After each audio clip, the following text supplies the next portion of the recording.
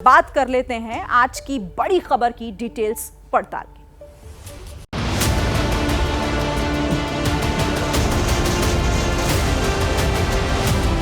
किसके सिर ताज, एमपी में फिर मामा राज। भारतीय जनता पार्टी मुझे जो भी काम देगी सदैव करता रहूंगा।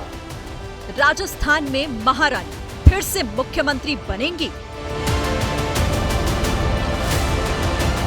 प्रदेश जो विधायक दल तय करेगा और वैसे बनना चाहिए, हमारे तो बनना चाहिए, हमारी तो राय है। इंडिया में रात हार के बाद तकरार।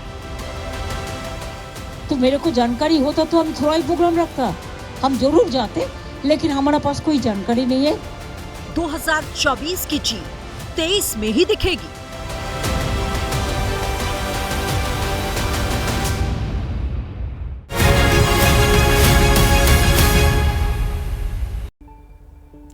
तो जनता ने अपना जनादेश दे दिया है। बीजेपी को बड़ी जीत मिली है और 3 राज्यों में कमल खिल गया है। हालांकि परिणाम को आए 2 दिन बीत गए, लेकिन पार्टी और चेहरों की असली परीक्षा तो अब शुरू हुई है। किसको प्रदेश की कमान सौंपी जाए, पुराने चेहरों पर भरोसा जताएं या फिर कोई नया प्रयोग किया जाए। हालांकि राजनीति के जानकारों का मानना है कि बीजेपी प्रयोग करने में माहिर है।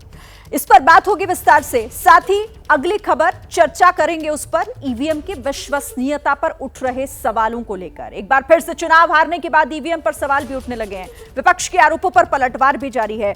इसी के साथ बात करेंगे तीसरी खबर में, चुनावी हार के बाद क्या इंडिया गठबंधन में तस्वीर बदलती दिख रही है। और चौथी खबर में आज बात होगी 2024 की जीत क्या 2023 में फिक्स हो गई है। क्या मोदी मैजिक 24 में असर दिखाएगा। सभी सवाल महत्वपूर्ण हैं जिनका हम जवाब जानेंगे। हम अपने सहयोगियों से चप्पे चप्पे पर रिपोर्टर्स हमारे तैनात हैं। मध्य प्रदेश की नब्ज समझेंगे हम ब्रजेश राजपूत से। राजस्थान में किसके चेहरे पर खेला जाएगा दाव, अभिषेक उपाध्याय से समझने की कोशिश करेंगे। अंकित गुप्ता से जानेंगे कि तीनों राज्यों को लेकर बीजेपी की अब आगे की प्लानिंग आखिर क्या है। और रविकांत हमें बताएंगे कि कैसे इंडिया गुट है भी या फिर बिखर गया है। इस पर भी हम बात करेंगे। सरकार बनाने से लेकर सीएम फेस तक और आरोप प्रत्यारोप के हर पहलू पर बात करने के लिए सभी हमारे साथ जुड़े हुए हैं। एक एक करके उनका रुख करेंगे, लेकिन पहले जरा बड़ी खबर जान लेते हैं। एक बड़ी खबर आपको मैं जल्दी से बता देती हूं। देखिए, जिस तरीके से अब लगातार मुलाकातों का दौर है, लगातार चेहरों को लेकर कयास लगाए जा रहे हैं। मध्य प्रदेश में सरकार बनाने पर बीजेपी में मंथन हो रहा है। इस वक्त की बड़ी खबर है, मुख्यमंत्री के चेहरे पर मुहर लगना बाकी है।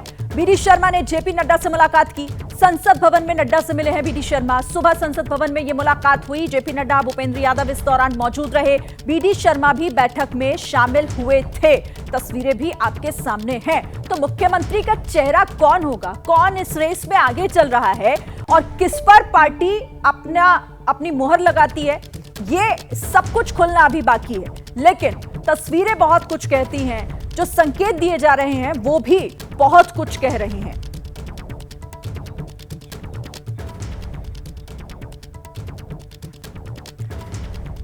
तो इन खबरों पर हमारी नजर भी लगातार बनी हुई है। संसद भवन में जो ये महत्वपूर्ण मीटिंग हुई, इसके क्या मायने हो जाते हैं। हमारे साथ सभी सहयोगी बने हुए हैं। जल्दी से एक एक करके रुक कर लेते हैं। ब्रजेश, आप ही के पास आज सबसे पहले आते हुए कि चुनाव तो जीत गए, लेकिन अब चेहरा चुनना इतना मुश्किल हो रहा है क्या? 15 सेकंड में जल्दी से बताइएगा।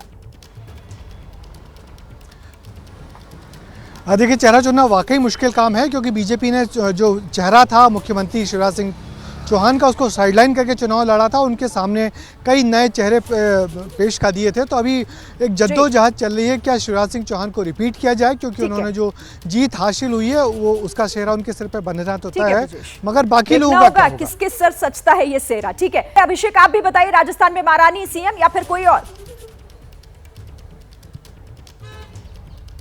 देखिए, जो ब्रजेश बता रहे थे मध्य प्रदेश का लक्षण वही यहाँ भी है राजस्थान में, लेकिन यहाँ मर्ज दूसरा है। वहाँ पर मध्य प्रदेश में कोई प्रतिरोध की ताकत नहीं है, लेकिन यहाँ पर ये जो घर है वसुंधरा राजे सिंधिया का, ये एक प्रतिरोध की ताकत के तौर पर, एक पावर सेंटर के तौर पर भर रहा है और बहुत कुछ अंदर खाने में चल रहा है। शिरीन, अभी जब विस्तार से आप मौका देंगी आप मुझे इसके बाद, तो अंदर खाने की मौका पूरा मिलेगा। हर एक जानकारी बताइएगा जो भी आपके पास है। मैं जल्दी से अंकित का रुख कर लेती हूँ। अंकित, 15 सेकंड में जवाब दीजिएगा। चुनाव में हार के बाद ईवीएम पर फिर से सवाल। निश्चित तौर पर देखिए, और विपक्ष के एक दो नहीं बल्कि अलग अलग दलों की तरफ से सवाल उठाया जा रहा है और यहां तक कहा जा रहा है कि कुछ तो गड़बड़ है। हालांकि सवाल का जवाब नहीं दे पा रहे हैं कि जब तेलंगाना, कर्नाटक और हिमाचल जीतते हैं तब सवाल क्यों नहीं उठते हैं, और बीजेपी इसी चीज को लेकर के आक्रामक है। ठीक है रविकांत, आप भी जवाब दीजिए। 2024 में जीत की झलक 2023 में ही दिखेगी क्या? देखिए, निश्चित रूप से ये दिख रही है, लेकिन ये कहना कि गठबंधन जो इंडिया गठबंधन है वो बिखर गया है, थोड़ी जल्दबाजी होगी। ये इस पर निर्भर करेगा कि कांग्रेस का बड़ा दिल है या छोटा दिल है।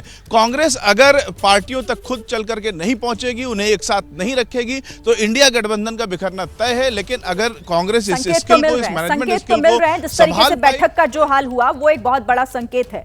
बहरहाल आप सभी हमारे साथ बने रहिए, एक एक करके मैं आपके पास आऊंगी, लेकिन बात सबसे पहले कर लेते हैं यहाँ पर चेहरे पर माथापच्ची तो हो रही है, लेकिन मध्य प्रदेश में क्या हो सकता है जरा आप ये समझिए। मध्य प्रदेश में शिव या यूपी मॉडल से राज होगा, क्या होना है वहां पर? देखिए आपको समझाते हैं। शिवराज की ताकत और बीजेपी का फॉर्मूला। शिवराज की ताकत, लोकप्रियता में शिवराज अव्वल हैं, यानी आगे हैं। बीजेपी का फॉर्मूला यह है कि बीजेपी के पास इस वक्त कई चेहरे हैं, तो मॉडल क्या हो सकता है? शिवराज 18 साल से सत्ता पर काबिज हैं, नया चेहरा हो सकता है मुख्यमंत्री। फॉर्मूला बीजेपी का एक ये भी हो सकता है, और साफ सुथरी छवि बड़ा फैक्टर, और ये ताकत है शिवराज सिंह चौहान की। यूपी जैसा 2 डिप्टी सीएम वाला फॉर्मूला अपनाया जा सकता है क्या? बीजेपी का ये फॉर्मूला यहां भी चलेगा क्या? पिछड़े समाज से आना भी शिवराज की एक बहुत बड़ी ताकत के तौर पर देखा जाता है।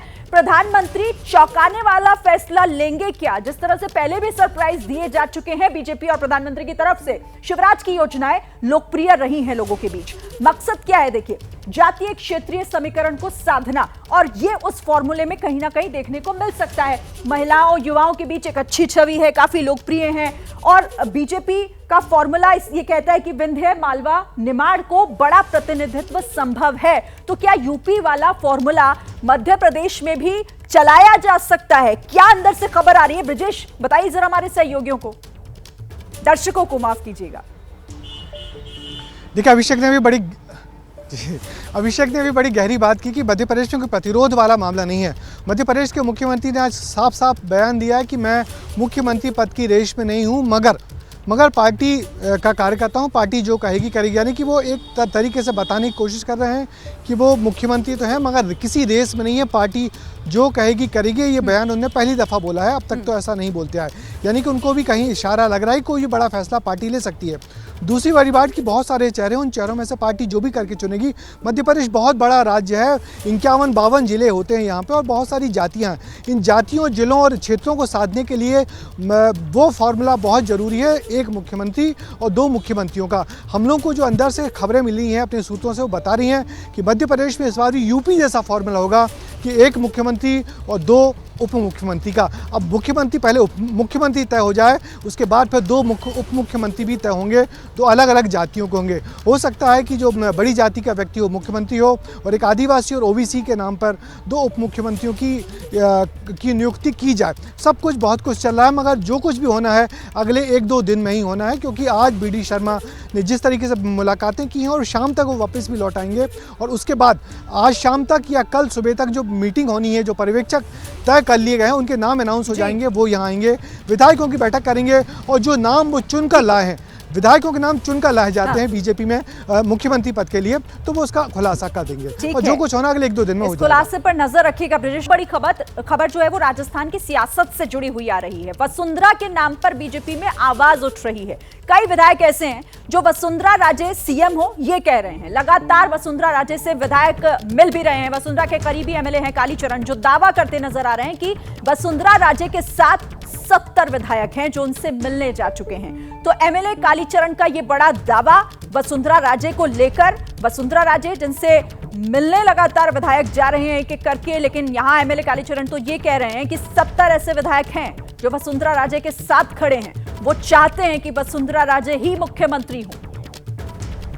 वसुंधरा जी की कैपेबिलिटी जबरदस्त है, एडमिनिस्ट्रेटिव पावर बहुत जबरदस्त है, और निश्चित रूप से वो पूरे प्रदेश को कंट्रोल कर सकती है। जब उनका एक विजन है और वो पार्टी को आगे ले जा सकती है। वसुंधरा जी जहाँ जहाँ गई वहाँ पार्टी जीती है। जो जनता की मांग है वो वसुंधरा जी है, वसुंधरा जी को सीएम बनाना चाहिए। आप लोग मजबूत करने के लिए आए हैं?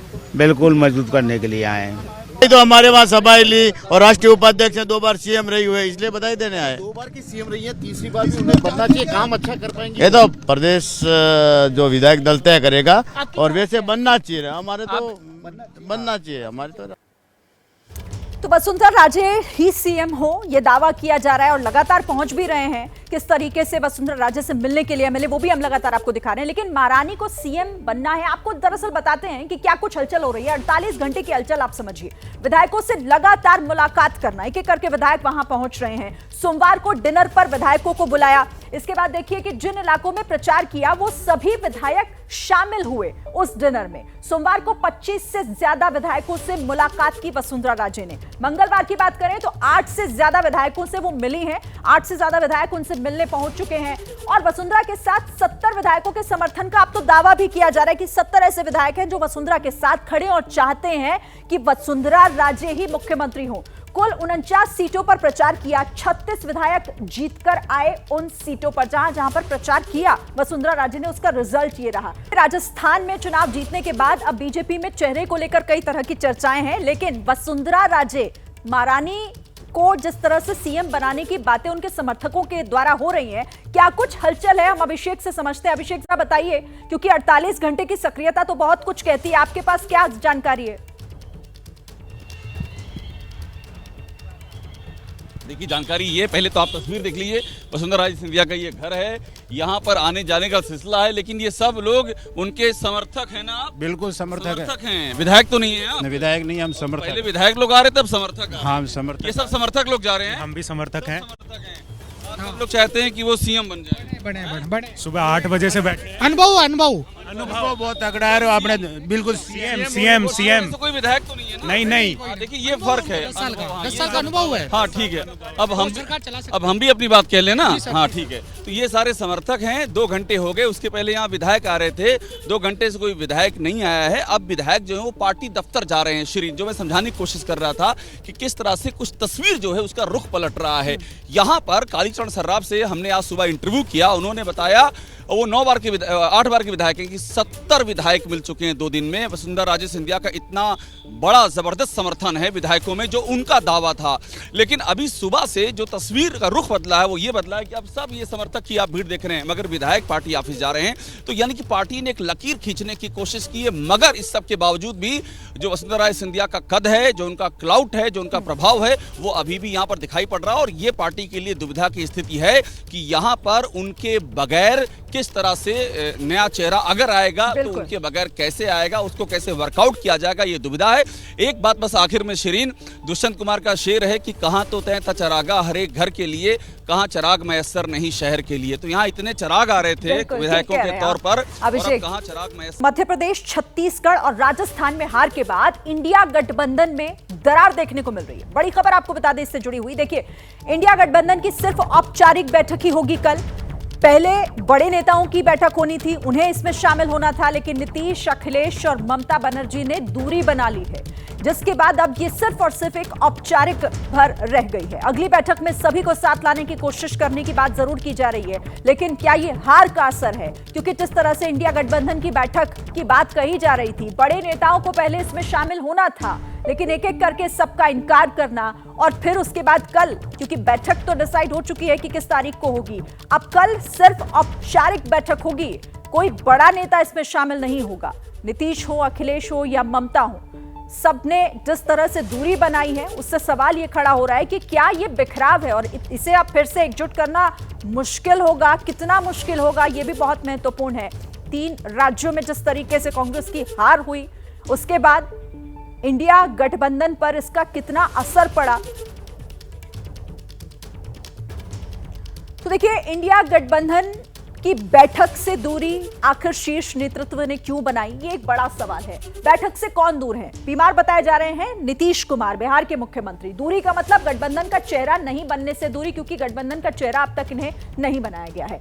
दूसरी जो ममता बनर्जी हैं, बैठक की जानकारी नहीं मिली, पहले ही कह दिया गया था कि हमें तो पता ही नहीं है। सहयोगियों से तालमेल की कमी, दूरी का मतलब ये हुआ।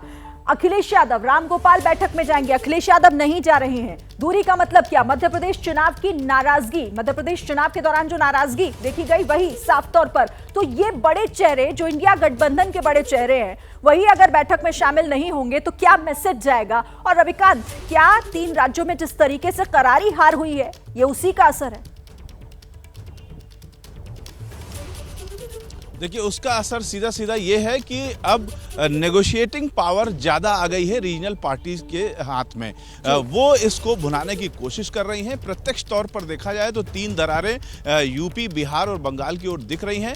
वो ये पार्टियां लगातार ये कोशिश करेंगे, नीतीश, अखिलेश और ममता बनर्जी, कि वोट शेयरिंग 2024 में ज़्यादा से ज़्यादा उनको मिले। उसके लिए जो टैंट्रम दिखाने होते हैं, जिस तरीके से अपनी अपनी पोजीशनिंग लेनी होती है, वो पोजीशनिंग ये नेता ले रहे हैं, ताकि जब इनके साथ फाइनल बैठक हो तो इनके जो पावर है इसको इंडिया गठबंधन महसूस करे। और कांग्रेस की ये बड़ी जिम्मेदारी है और कांग्रेस इसको निभाएगी ऐसा लगता है, क्योंकि जो साउथ है वो कांग्रेस का मजबूत है, नॉर्थ इंडिया में कांग्रेस अब मजबूत नहीं है। कांग्रेस को इस बात का एहसास है कि नॉर्थ इंडिया में वो मजबूत नहीं है, लेकिन साउथ इंडिया से उसको काफ़ी बल मिल रहा है। तो ऐसे में अगर इंडिया गठबंधन को मजबूत किया जाएगा तो कांग्रेस का भी काफ़ी ज़्यादा लाभ होगा, और अगर इंडिया गठबंधन मजबूत नहीं होता है तो कांग्रेस और पीछे जा सकती है।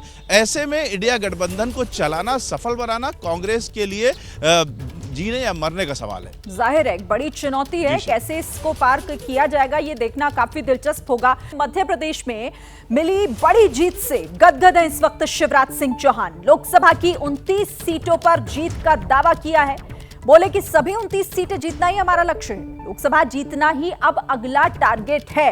तो जो इसे देखिए कहा जा रहा था ना कि ये तो सेमीफाइनल है, और इस सेमीफाइनल में जिस तरह से बीजेपी को जीत मिली, 2024 को लेकर बीजेपी और भी ज्यादा कॉन्फिडेंट नजर आ रही है।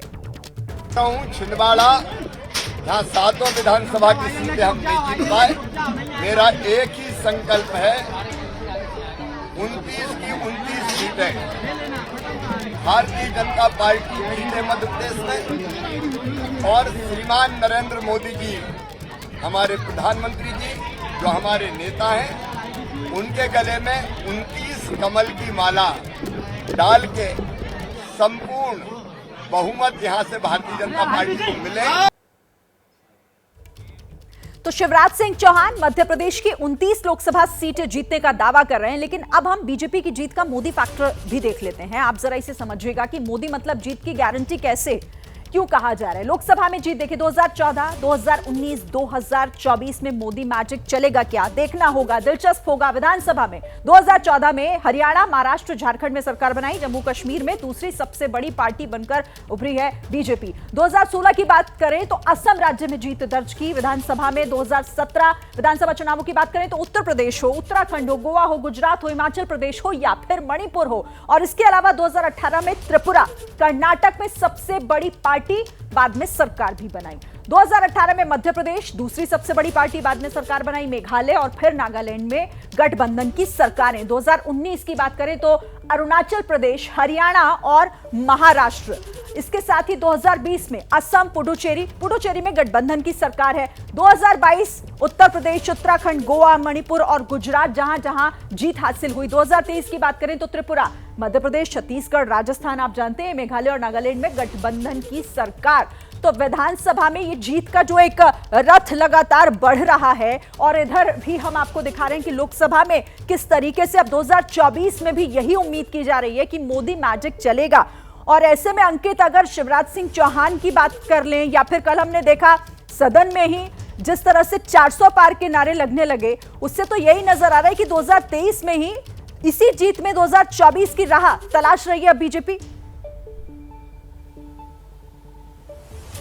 और इसमें कोई दो राय भी नहीं है शिरीन। और अगर हम देखते हैं, खुद प्रधानमंत्री नरेंद्र मोदी ने लाल किले की प्राचीर से खड़े होकर के ऐलान कर दिया था कि तीसरी बार भी बन रही है बीजेपी की सरकार, और इससे उनका कॉन्फिडेंस उसी समय नजर आ रहा था। हालांकि उस समय तो ये चुनाव हुए भी नहीं थे। ये जब चुनावों का लिए कैंपेन शुरू हुआ तो कई तरह के सवाल खड़े हुए कि बीजेपी कितनी मजबूत है, नहीं है। लेकिन जो नतीजे सामने आए उसमें बीजेपी ने 3 बड़े राज्यों में, एमपी, छत्तीसगढ़ और राजस्थान में जीत हासिल की है। वहीं तेलंगाना में भी उसका जो परफॉर्मेंस रहा है पिछले चुनावों की तुलना में 800% यानी कि पहले एक सीट थी, अब की से 8 सीटें जीती हैं, तो वहां पर भी काफी बेहतर हुआ है। और इसी वजह से यह कहा जा रहा है कि मोदी यानी जीत का फैक्टर, सबसे बड़ा फैक्टर। और इसको ऐसे भी समझा जा सकता है कि जो तमाम राज्य हैं वहां पर वैसे था तो विधानसभा का चुनाव, लेकिन एक चेहरा नहीं दिया गया, कहा गया कि सामूहिक नेतृत्व में लड़ा जाएगा और उसका असर देखने को मिला है। और ऐसे में आप खुद सोचिए, जहां पर विधानसभा चुनावों में मोदी सबसे बड़ा चेहरा है, तो लोकसभा जब चुनाव आएंगे तो वहां पर तो विपक्ष के भी कई नेता कहते हैं कि ये तो इसमें कोई दो राय नहीं है कि प्रधानमंत्री नरेंद्र मोदी का चेहरा एक बहुत बड़ा चेहरा है और उसी चेहरे को परास्त करना एक बड़ी चुनौती। जाहिर तौर पर एक चुनौती तो है। 2024 की राह विपक्ष के लिए कठिन तो हो गई है, बहुत ज्यादा, बहुत आगे तक दिखाई दे रही है ये बात। आप रहिए हमारे साथ। देखिए, इसी बीच अब चुनाव में हार पर ईवीएम को लेकर भी सवाल एक बार फिर उठ रहे हैं। कांग्रेस समेत कई दलों ने सवाल खड़े कर दिए हैं। दिग्विजय सिंह बोले कि ईवीएम पर भरोसा ही नहीं है। दूसरी तरफ एसटी हसन कह रहे हैं कि ईवीएम से छेड़छाड़ मुमकिन है। विपक्ष के आरोपों को हालांकि बीजेपी ने खारिज कर दिया, लेकिन हार के बाद एक बार फिर इस हार का ठीकरा जो है वो ईवीएम पर फोड़ा जा रहा है। रविकांत, लेकिन सवाल यही है, फिर तेलंगाना की बात क्यों नहीं की जाती? अगर इन 3 राज्यों में हार की बात की जा रही है, ईवीएम पर आरोप लगाए जा रहे हैं, तो फिर तेलंगाना क्यों नहीं? देखिए, यही कारण है कि विपक्ष एकजुट इस पर नहीं है और कांग्रेस में ही कार्तिक चिदम्बरम ने ये कह दिया कि हमको अपने सहयोगियों पर की बात पर हम नहीं हैं और हमको ईवीएम पर पूरा भरोसा है। तो पूरा कांग्रेस एक साथ आकर के और बड़े नेता आकर के ये बात नहीं रख रहे हैं। ये छुटपुट बातें कही जा रही हैं जो शिवसेना की ओर से, जिस तरीके संजय राउत ने सबसे पहले इस बात को उठाया कि एक बार बैलेट पेपर पर अगर हो जाए तो दूध का दूध पानी का पानी हो जाएगा, लेकिन उनकी इस बात पर छुटपुट कमेंट जरूर आए हैं, लेकिन विपक्ष की ओर से कोई ठोस इस पर बातचीत नहीं हो रही है जिससे ये लगे कि इसको लेकर के विपक्ष सीरियस है। क्योंकि एक तरफ उनको अपना जो जिस जगह वो जीतते हैं, तेलंगाना में, कर्नाटक में जीतते हैं, तब वो ये बात नहीं कहते हैं। ये बात बीजेपी लगातार व्यंग के रूप में कहती है कि तेलंगाना में फिर क्या हुआ, कर्नाटक में फिर क्या हुआ। तो इस तरीके से ये जो बार बार चुनाव के बाद मुद्दा उठता जरूर है विपक्ष की ओर से हार के बाद, लेकिन जहां उनकी जीत होती है उस पर वो चुप रहते हैं। लेकिन जब हमने विपक्ष कांग्रेस से खासतौर से अधीर रंजन चौधरी से बात की तो उन्होंने ये कहा कि इस मुद्दे को हम मानते हैं कि ये मुद्दा है। इसी तरीके से जो राजीव शुक्ला से बात हुई तो राजीव शुक्ला ने कहा कि जर्मनी जैसे बहुत सारे देशों में बैलेट पेपर लागू है, इस तरीके से हमारे यहाँ भी लागू होना चाहिए, लेकिन पिन पॉइंट करके इस मुद्दे को कांग्रेस नहीं उठा रही है। ठीक है, आप रहिएगा हमारे साथ रविकांत। और इसी बीच देखिए, हार पर अशोक गहलोत का एक बड़ा बयान भी सामने आ गया है। राजस्थान में सत्ता विरोधी लहर नहीं थी, अशोक गहलोत कह रहे हैं। सरकार ने अच्छा काम किया। अशोक गहलोत कह रहे हैं कि कन्हैया लाल के मुद्दे पर झूठ बोला गया। हार के दुख से ज्यादा देश की चिंता है। तो अशोक गहलोत का हार पर यह बड़ा बयान कि कोई सत्ता विरोधी लहर राजस्थान में नहीं थी, झूठ बोलने का आरोप लगा रहे हैं वो कन्हैया लाल के मुद्दे पर। देखिए, नतीजे तो जिस प्रकार छत्तीसगढ़ में और मध्य प्रदेश में है और राजस्थान में तो फिर भी डाउटफुल मानती थी, और छत्तीसगढ़ और मध्य प्रदेश में तो एक धारणा थी कि कांग्रेस जीत रही है, पर नतीजे जो आए वो बिल्कुल अप्रत्याशित आए हैं। वोट शेयर कम नहीं हुआ, ना राजस्थान में, ना मध्य प्रदेश में, ना छत्तीसगढ़ में। जो पहले वोट शेयर था वो आज भी कायम है कांग्रेस। तो अप्रत्याशित नतीजे, और जिस तरह से वो कह रहे हैं कि देखिए कोई सत्ता विरोधी लहर नहीं थी, लेकिन इस बयान के मायने क्या हो जाते हैं? अब सीधे रुक कर लेते हैं अभिषेक आपसे समझेंगे। क्या आपको क्या लग रहा है कि अशोक गहलोत का ये बयान क्या मायने इसके? देखिए, ये अपना खुद का बचाव है उनका। उसकी वजह यह है कि उन्होंने वोटिंग के ठीक पहले बयान दिया था कि 200 सीटों पर अशोक गहलोत ही लड़ रहे हैं, उनका ये बयान था। तो ऐसे में जब पार्टी हारी तो सीधा सा सवाल ये उठता है और बहुत लॉजिकल है कि तो अशोक गहलोत की हार हुई है। और उनके ओएसडी लोकेश शर्मा ने एबीपी न्यूज को सबसे पहले ये बताया, शिरीन की एंटी इनकम्बेंसी थी, 6 महीना पहले लोकेश शर्मा ने जो ओएसडी अशोक गहलोत के बाकायदा रिपोर्ट दे दी कि ये सीटें एंटी इनकम्बेंसी, आप चुनाव हार रहे हैं, लेकिन उन्होंने नहीं सुना।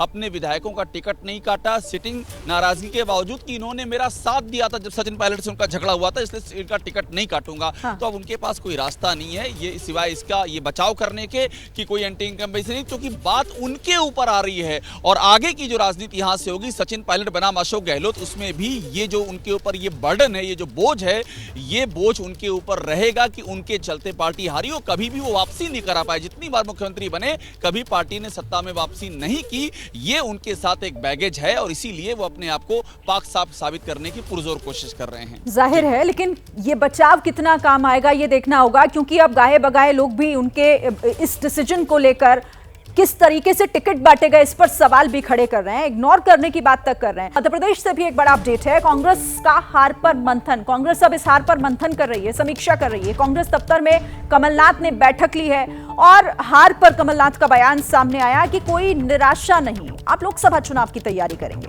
तो चुनाव हारने के बाद कमलनाथ का ये बयान सुन लेते हैं पहले। मैं दिल्ली जा रहा हूँ, रिपोर्ट करूँगा। कार्यकर्ताओं ने क्या बताया? सब कार्यकर्ताओं में बहुत जोश है, सब उम्मीदवारों में बहुत जोश है। जो निराशा, मैंने किसी की निराशा की बात नहीं कही। तो बीजेपी को इतनी बड़ी जीत मिली है और कमलनाथ कह रहे हैं कि कार्यकर्ताओं में जोश है। ब्रजेश से हम बात करते हैं इस पर। ब्रजेश, ये कैसे मुमकिन है? मतलब अब ये तो वही वाली बात हो गई ना कि शायद कमलनाथ के पास भी अब कुछ रहा नहीं बोलने के लिए, इसलिए कह दिया कि हम आगे के चुनाव की, लोकसभा की तैयारी करेंगे। बिल्कुल, निश्चित ही बहुत बड़ी हार है मध्य प्रदेश में। ऐसी हार की कांग्रेस ने कभी कल्पना नहीं की होगी कि उनका वोट शेयर वही रहे, मगर विरोधी का वोट शेयर 7 से 8% बढ़ जाए और आपकी 48 सीटें कम हो जाएं। कहाँ आप सरकार बनाने के सपने देख रहे थे और कहाँ 100 से नीचे आके 48 सीटें कम होंगी। तो अब कांग्रेस के पास बहुत बुरा दौर है कांग्रेस का, क्योंकि यही वजह है कि अब किसी तरह हौसला बढ़ाने की कोशिश कर रहे हैं कमलनाथ और कह रहे हैं कि किसी प्रकार की निराशा नहीं है। पार्टी की जो मीटिंग से जो विधायक निकले, उन्होंने हमको बताया कि कमलनाथ ने कहा है कि हौसला मत छोड़िए, जो शिकायतें आई हैं उन पर हम ध्यान देंगे। ईवीएम पे एक विस्तृत रिपोर्ट तैयार की जाएगी कि ईवीएम में गड़बड़ी कैसी हुई है, आगे के चुनाव की तैयारी की जाए। कमलनाथ पूरे राज्य में अब दौरे करेंगे और सबसे बड़ी बात जो बेहद अहम है, सभी जो विधायक हैं उन्होंने कमलनाथ के नेतृत्व में भरोसा जताया। उम्मीद ये की जा रही थी कोई तो उठ के कहेगा कि अब नेतृत्व में परिवर्तन हो, मगर ऐसा जरा भी नहीं हुआ। कमलनाथ के नेतृत्व में सभी विधायकों ने, जीते हुए और हारे हुए लोगों ने भरोसा जताया। हालांकि इस पूरी बैठक में गजब मायूसी थी, कोई विधायक बोल नहीं रहा था, लोगों के गले भरे हुए थे और कुछ तो रोने भी लगे। मगर सब बड़ी हार है और बड़ी हार से उभरेगी कैसे कांग्रेस, ये कमलनाथ और दिग्विजय सिंह के सामने बहुत बड़ी चुनौती है, बहुत बड़ी चुनौती है। और ऐसे में देखिए कार्यकर्ताओं का किस तरीके से हतोत्साहित होना बनता भी है, क्योंकि बहुत बड़ी हार भी है ये। ठीक है, आप रहिएगा हमारे साथ। एक बड़ी खबर तेलंगाना से भी आ रही है और तेलंगाना से खबर है कि 7 दिसंबर को तेलंगाना के सीएम पद की शपथ लेंगे रेवंत रेड्डी। शपथ ग्रहण में राहुल गांधी शामिल होंगे, रेवंत के साथ कुछ मंत्री भी शपथ लेंगे उस दिन, जो जानकारी मिल रही है। तो तेलंगाना के मुख्यमंत्री पद की शपथ लेने जा रहे हैं रेवंत रेड्डी और तारीख जो है वो भी अब तय हो गई है। 7 दिसंबर की तारीख बताई जा रही है जब तेलंगाना के नए मुख्यमंत्री के तौर पर शपथ लेंगे रेवंत रेड्डी और कुछ मंत्री भी उस दिन शपथ ले सकते हैं। राहुल गांधी भी शपथ ग्रहण समारोह में शामिल हो सकते हैं और इस पर हम बात करेंगे। लेकिन उससे पहले देखिए उत्तर दक्षिण में किस तरीके से जो सियासत है वो बटी हुई है, ये जरा यहां बड़ी स्क्रीन के जरिए हम समझ लेते हैं। बीजेपी का उत्तर, कांग्रेस का दक्षिण। कैसे उत्तर भारत में बीजेपी काफी लोकप्रिय पार्टी है, साफ तौर पर यह समझ आ रहा है। दूसरी तरफ दक्षिण में कांग्रेस का जादू चला है। उत्तर भारतीय संस्कृति के प्रचार पर बीजेपी का जोर हमेशा रहा है। प्रवासी मजदूरों संस्कृति को साधने की कोशिश कांग्रेस करती है। इधर उत्तर भारत की संस्कृति पर जोर से बीजेपी को फायदा भी मिला। दक्षिण में इस पैटर्न से बीजेपी को नुकसान हुआ, कोई फायदा वहां पर होता हुआ नहीं दिखाई दिया। तो ये कैसे बीजेपी वर्सेस कांग्रेस, उत्तर वर्सेस दक्षिण साफ तौर पर दिखाई दे रहा है। लेकिन अब तो देखिए एक राज्य जहां पर जीत हासिल हुई और उसी को लेकर अब शपथ ग्रहण की तैयारी किस तरह से हो रही है। रेवंत रेड्डी मुख्यमंत्री बनने जा रहे हैं। अंकित, क्या अपडेट वहां से? जी बिल्कुल, देखिए, और रेवंत रेड्डी का नाम जो है, जैसे जो चुनावी नतीजे सामने आए थे उसी के बाद में ऐलान कर दिया गया था। कांग्रेस के नेतृत्व के द्वारा भी लगातार कहा गया था, और जो स्थानीय नेतृत्व था उन्होंने भी इस बात में जो है किसी तरीके का जो विरोध नहीं किया था, क्योंकि कहा लगातार यही गया था कि रेवंत रेड्डी ने जो मेहनत की है उसका उनको फल मिलना चाहिए। और समझा जा सकता है शिरीन, आप ऐसे माहौल में जहां पर आप 3 जो महत्वपूर्ण राज्य हार चुके हो, चौथे राज्य में भी अगर किसी तरीके की बगावत हो जाती है तो कांग्रेस के लिए तो और ज्यादा मुश्किलें हो सकती थी। और अभी तो जो तेलंगाना का जो चुनाव हुआ है, अब ये कहा जा रहा है कि जिस बात का आपने जिक्र किया ना कि बीजेपी उत्तर भारत की पार्टी है और कांग्रेस दक्षिण भारत की, लेकिन महत्वपूर्ण क्या हो गया है? महत्वपूर्ण ये हो गया है कि उत्तर भारत के जिन राज्यों की अब जिक्र हो रही है वहां से करीबन 200 से ज्यादा सीटें आती हैं उत्तर भारत और मध्य भारत को जोड़ करके। तो ऐसे में अगर ये कह भी दिया जाए कि कांग्रेस दक्षिण भारत की पार्टी हो गई है तो उससे उसका पर्पस सॉल्व नहीं हो रहा है, और ये बात कांग्रेस समेत तमाम विपक्षी दलों को बखूबी पता है। और इसी वजह से वो नहीं चाहते हैं कि इस तरीके से डिवीजन हो कि उत्तर भारत और दक्षिण भारत, क्योंकि इससे नुकसान विपक्ष का है। विपक्ष का नुकसान है सीधे तौर पर। तो एक राज्य में जीत को लेकर जिस तरीके से अब तैयारियां हो रही हैं शपथ ग्रहण की, तो दूसरी तरफ 3 राज्य जहां पर बड़ी जीत हासिल करके बीजेपी इस वक्त गदगद दिखाई दे रही है। लेकिन सवाल यहां पर महत्वपूर्ण अभिषेक ये हो जाता है, आपसे मेरा सवाल है अभिषेक, कि ये जो 2023 की जीत है, क्या 2024 में यही जीत देखने को मिलेगी?